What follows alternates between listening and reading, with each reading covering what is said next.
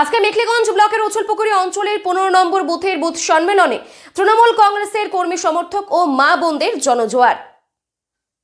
আজকে মেখলিগঞ্জ ব্লকের উছলপুকুরি অঞ্চলের 15 নম্বর বুথের বুথ সম্মেলনে তৃণমূল কংগ্রেসের কর্মী সমর্থক ও মা বোনদের জনজোয়ার। উপস্থিত ছিলেন মেখলিগঞ্জ ব্লক তৃণমূল কংগ্রেস সভাপতি কেশব বর্মন, মেখলিগঞ্জ ব্লক যুব সভাপতি বাপ্পা মণ্ডল, কোচবিহার জেলা যুব সম্পাদক ছোটন বর্মন, অঞ্চল সভাপতি রাজকুমার রায়, উছলপুকুরি অঞ্চলের প্রধান গায়ত্রী রায় সহ এই বুথের পঞ্চায়েত গজেন রায় সহ অনেকেই।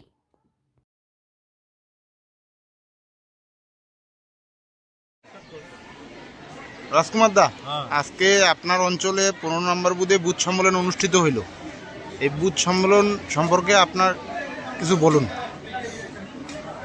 আমাদের পার্টি তৃণমূল পার্টি উছলপুকুরি অঞ্চলে পার্টির নির্দেশে প্রত্যেকটা বুথে বুথ সম্মেলন হচ্ছে।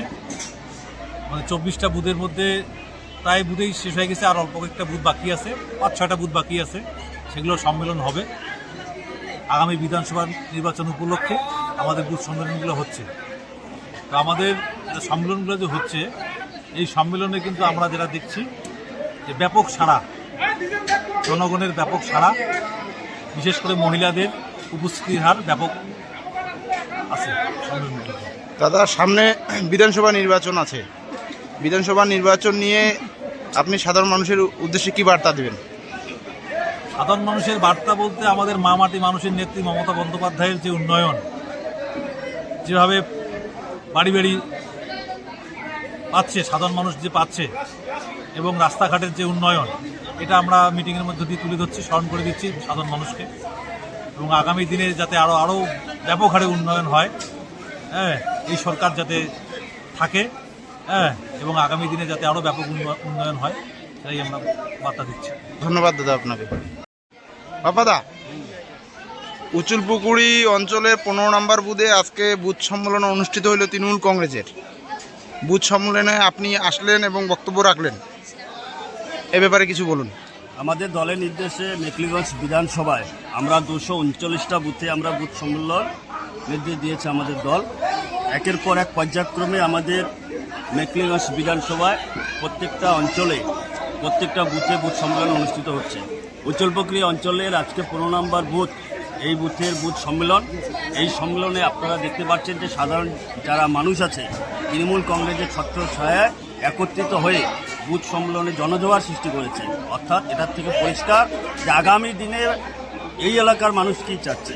এই এলাকার মানুষ চাচ্ছে তৃণমূল কংগ্রেসের ছত্রছায়ায় পশ্চিমবাংলার মুখ্যমন্ত্রী মমতা বন্দ্যোপাধ্যায়কে এবং তার হাতকে শক্ত করবার জন্য। আগামী বিধানসভা নির্বাচনে মেখলিগঞ্জ সিটটি মমতা বন্দ্যোপাধ্যায়ের কাছে আপনারা উপহার দিবেন, এ ব্যাপারে আপনি কতটা আশাবাদী? দেখুন, মেখলিগঞ্জ বিধানসভা বিজেপি কোনোদিনও ছিল না বা আশাও করতে পারে না। 2024-এ সারা দেশব্যাপী বিজেপি এতটা ধরম মহরম করেছে, অথচ মেখলিগঞ্জ বিধানসভায় আমরা 2 থেকে 2,500 ভোটে লিড দিয়েছি। মেখলিগঞ্জ বিধানসভায় আগামী বিধানসভা নির্বাচনে প্রায় 25,000 থেকে 30,000 ভোটে মার্জিনে এখানে মমতা বন্দ্যোপাধ্যায়ের প্রার্থী। বললাম, আপনি ক্যামেরা করে রাখুন। আগামী বিধানসভা নির্বাচন উপলক্ষে আপনাদের কি দলীয় প্রচার এখান থেকে শুরু করলেন না এর আগে? দলীয় প্রচার তো আমাদের আগার থেকে শুরু হয়েছে। সারা বছর আমরা দলীয় কর্মীদের পাশে থাকি। আমাদের মিটিং মিছিল, দলীয় উন্নয়নের কাজ সমস্ত কিছুই চলে।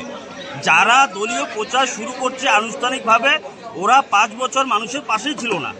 ওরা ভোট আসলে আনুষ্ঠানিকভাবে প্রচার করে, কিন্তু আমরা মানুষের পাশে থাকি। আমরা সবসময় মানুষের পাশে আছি, যে কোনো মুহূর্তে আপদে বিপদে, শীত গ্রীষ্ম বর্ষা, তৃণমূল কংগ্রেসই একমাত্র ভরসা। ধন্যবাদ দাদা আপনাকে।